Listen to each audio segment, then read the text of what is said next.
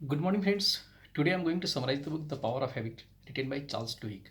It's a very good book. इस book में उन्होंने चार पांच चीज़ें बताई है। हैबिट कैसे फॉर्मेशन करनी है, कैसे आप नेगेटिव से पॉजिटिव हैबिट में जा सकते हैं।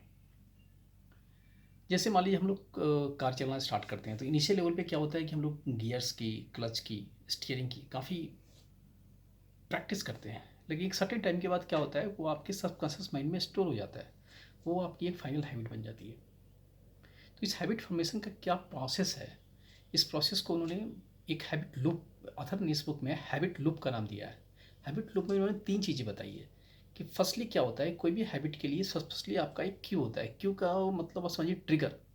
आपको कुछ ट्रिगर होता है कि हाँ ये काम आपको एक्साइटमेंट करेगा कि हाँ ये काम करना है। उसके बाद से वो आपका रूटीन बन जाता है।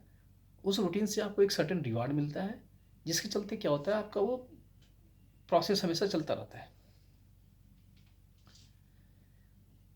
मान लीजिए कि दूसरे एग्जाम्पल के तौर पे मैं बताऊँ कि मान लीजिए आप अब बोर हो रहे हैं।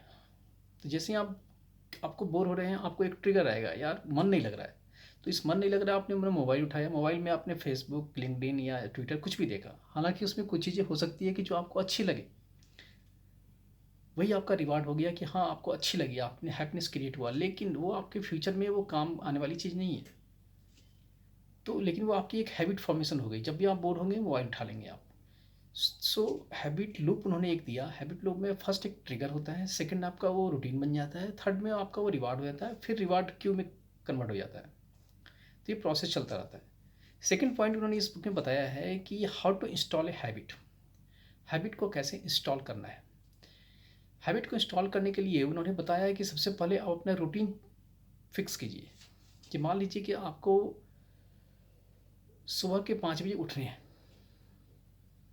तो सुबह के 5 बजे उठने के बाद रूटीन आपका ये फिक्स आप करना चाह रहे हैं, आप हैबिट को क्रिएट करना चाह रहे हैं। इस रूटीन से रिलेटेड क्या रिवार्ड होगा, ठीक है। इस क्या रिवार्ड होगा, रिवार्ड में क्या आपका पर्सनल बेनिफिट है, उसको एक पेज पे लिख लीजिए। कि अगर सुबह उठेंगे तो आपको फ्रेश एयर्स मिलेगा, आपकी माइंड क्लीन होगा, आपकी एक अलग थॉट प्रोसेस क्रिएट होगा। तो ये सब चीज़ें एक पॉइंट पर लिख लीजिए, वो आपको रिवार्ड होगा जो आपको याद दिलाएगा। अब इसके लिए क्यों देखिए ट्रिगर क्या हो सकता है। तो 5 बजे उठने के लिए आपको क्या ट्रिगर हो सकता है कि आप सुबह सुबह अलार्म लगा दें।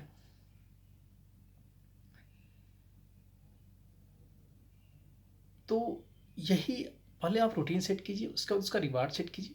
उसके बाद से उस क्यू को देखिए कि कैसे क्यू हो सकता है। अब सुबह अब क्यू क्या होता है, ट्रिगर आपकी बहुत सारी चीज़ों पर डिपेंड करता है। लोकेशन बेस्ड हो सकता है। मान लीजिए कि आपको कहीं जाने के बाद ही ये रूटीन, एक मतलब आपको कहीं घूमने जाना है, तो आप उस जगह पे जाएंगे तभी आपका ब्रेन एक्टिव होता है।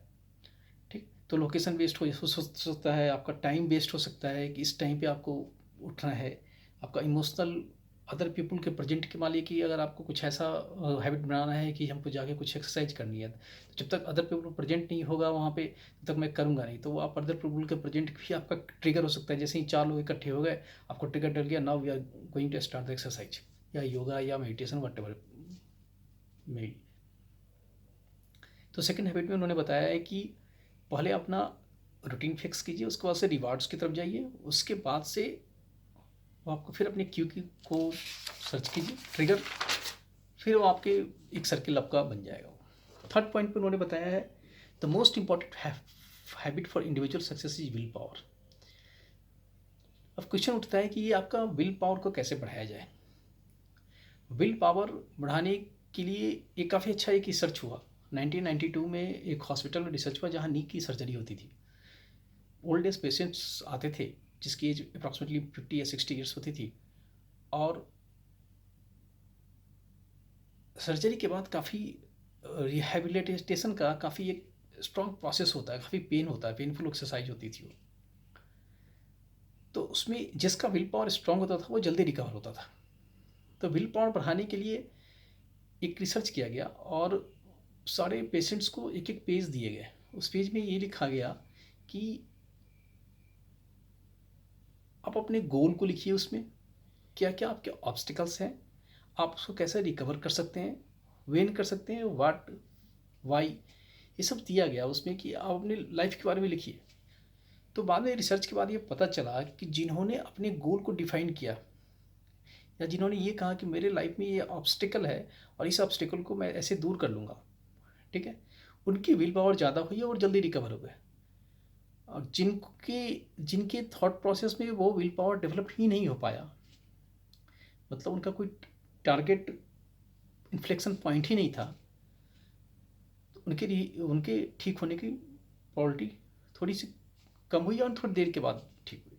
सो विल पावर बढ़ाने के लिए आपको एक कॉज होना चाहिए कि आप अपने लाइफ में कुछ करना चाहते हैं, तो क्या करना चाहते हैं, कब करना चाहते हैं, तो उससे चीज़ें क्या होती है, डायरेक्टली आपके विल पावर का इफेक्ट करती है। फिर उन्होंने बताया कि आप अपने नेगेटिव बिहेवियर्स को पॉजिटिव बिहेवियर्स में कैसे चेंज कर सकते हैं। तो इसका एक रास्ता उन्होंने बताया कि इसके लिए सबसे पहले आपको एक बिलीव करनी पड़ेगी, हाँ, I have a capability to change my habit from negative to positive. और इसके लिए दूसरे बताइए, उस कम्युनिटी के साथ रहिए, लाइक माइंडेड उस कम्युनिटी के साथ अपना टाइम व्यतीत कीजिए या टाइम बिताइए, जहाँ पे जो आप पॉजिटिव हैबिट जो डेवलप करना चाहते हैं वो लोग कर रहे हैं। उससे क्या होगा, एक ट्रांसफ़र होगा, आपका एनर्जी ट्रांसफ़र होगा। मतलब indirectly always be surrounded by that people जो आपकी ड्रीम के या आपके टारगेट के अकॉर्डिंगली काम करते हो। If you are surrounding by good people, then automatically आपकी बिलीव क्रिएट हुई और आपकी नेगेटिव हैबिट आपकी पॉजिटिव हैबिट में क्रिएट हो जाएगी।